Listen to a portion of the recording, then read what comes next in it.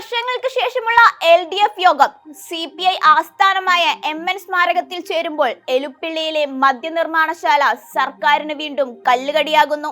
CPIയും സർക്കാരും തമ്മിൽ വിവിധ വിഷയങ്ങളിൽ തർക്കങ്ങൾ നിലനിൽക്കുന്നതിനിടെ നാളെ ചേരുന്ന ഇടതുമുന്നണി യോഗം ഇരുകൂട്ടർക്കും നിർണായകമാകും. പാലക്കാട് എലുപ്പുള്ളിയിൽ മദ്യനിർമ്മാണശാലയ്ക്ക് സർക്കാർ അനുമതി നൽകിയിരുന്നു.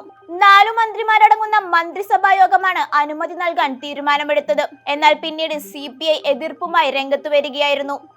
കുടിവെള്ളക്ഷാമം നേരിടുന്ന പാലക്കാട് ജില്ലയിൽ മദ്യനിർമ്മാണശാല ഉണ്ടായാൽ അത് ഗുരുതര പ്രശ്നങ്ങൾക്ക് വഴിവെക്കുമെന്നാണ് CPI സംസ്ഥാന നേതൃത്വത്തിന്റെ അഭിപ്രായം.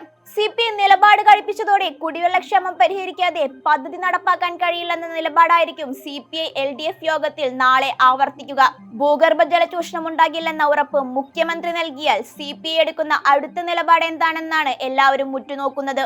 LDF യോഗത്തിന് മുന്നോടിയായി CPM CPI സെക്രട്ടറിമാർ തമ്മിലുള്ള ചർച്ചകൾ ഉണ്ടാകുമെന്ന സൂചനയുമുണ്ട്.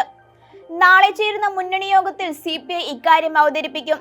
CPI മന്ത്രിമാരടങ്ങുന്ന മന്ത്രിസഭാ യോഗം എടുത്ത തീരുമാനത്തെ പിന്നീട് എങ്ങനെ രാഷ്ട്രീയമായി എതിർക്കുന്നു എന്ന ചോദ്യം മുഖ്യമന്ത്രിയോ CPM സംസ്ഥാന സെക്രട്ടറിയോ ഉന്നയിക്കുമോ എന്നതാണ് കൗതുകകരമായ മറ്റൊരു ചോദ്യം.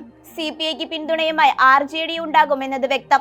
എന്നാൽ ജലചൂഷണം ഉണ്ടാകില്ലെന്ന പാലക്കാട് നിന്നുള്ള മന്ത്രി K കൃഷ്ണൻകുട്ടിയുടെ വാക്കുകൾ വിശ്വസിച്ച് JDS പദ്ധതിക്ക് പൂർണ്ണ പിന്തുണ പ്രഖ്യാപിക്കുന്നുണ്ട്. പദ്ധതിയിൽ നിന്ന് പിന്നോട്ടില്ലെന്ന് മുഖ്യമന്ത്രിയും CPM സംസ്ഥാന സെക്രട്ടറിയും എക്സൈസ് മന്ത്രിയും വ്യക്തമാക്കുമ്പോൾ CPMന്റെ നിലപാടിൽ തുടർ നടപടിയിൽ സംശയമില്ല. ഭൂഗർഭജല ചൂഷണം ഉണ്ടാകില്ലെന്ന വാദം മുഖ്യമന്ത്രി അടക്കമുള്ളവർ മുന്നോട്ട് വെച്ചാൽ CPI അയയുമോ എന്നതും പ്രസക്തമാണ്. ജലചൂഷണം ഉണ്ടാകില്ലെന്ന സർക്കാർ വാദം അംഗീകരിച്ച് പദ്ധതിയെ പിന്തുണച്ചാൽ CPIയുടെ ആഭ്യന്തര രാഷ്ട്രീയത്തിൽ അത് പിന്നീട് വലിയ ചർച്ചകൾക്ക് വഴിവെച്ചേക്കും. സർക്കാരുമായി ബന്ധപ്പെട്ട വിവിധ വിഷയങ്ങളിൽ CPIയുമായി എതിർപ്പ് നിലനിൽക്കുന്ന സാഹചര്യത്തിൽ പാലക്കാട് ജില്ലാ നേതൃത്വത്തിനൊപ്പം സംസ്ഥാന നേതൃത്വത്തിന്റെ ചില നേതാക്കളെയും കാര്യങ്ങൾ ബോധ്യപ്പെടുത്തേണ്ടി വരും. ചുരുക്കത്തിൽ പ്രതിപക്ഷം ഏറ്റെടുത്ത വിവാദ വിഷയങ്ങളിൽ CPIയുടെ നിലപാടിനെ CPM എങ്ങനെ കൈകാര്യം ചെയ്യുമെന്നതാണ് അറിയേണ്ടത്. മദ്യനിർമ്മാണശാല വിഷയത്തിൽ CPMന്റെ സമ്മർദ്ദത്തിൽ വീഴരുതെന്ന് CPI സംസ്ഥാന സെക്രട്ടറി ബിനോയ് വിശ്വത്തോട് പാർട്ടി സംസ്ഥാന എക്സിക്യൂട്ടീവ് ആവശ്യപ്പെട്ടിട്ടുണ്ട്.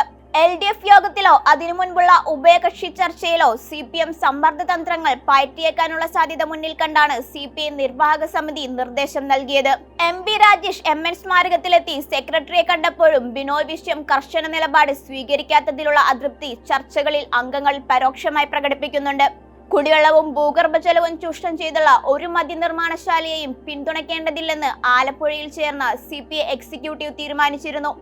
പാലക്കാട് എലുപ്പുള്ളിയിലെ മദ്യനിർമ്മാണശാല പദ്ധതിയുമായി മുന്നോട്ടെന്ന് സർക്കാരും CPM നേതൃത്വവും ആവർത്തിക്കുന്നതിനിടെ പദ്ധതിക്കായി കണ്ടെത്തിയ സ്ഥലം പ്രതിപക്ഷ നേതാവ് VD സതീശൻ നാളെ സന്ദർശിക്കും.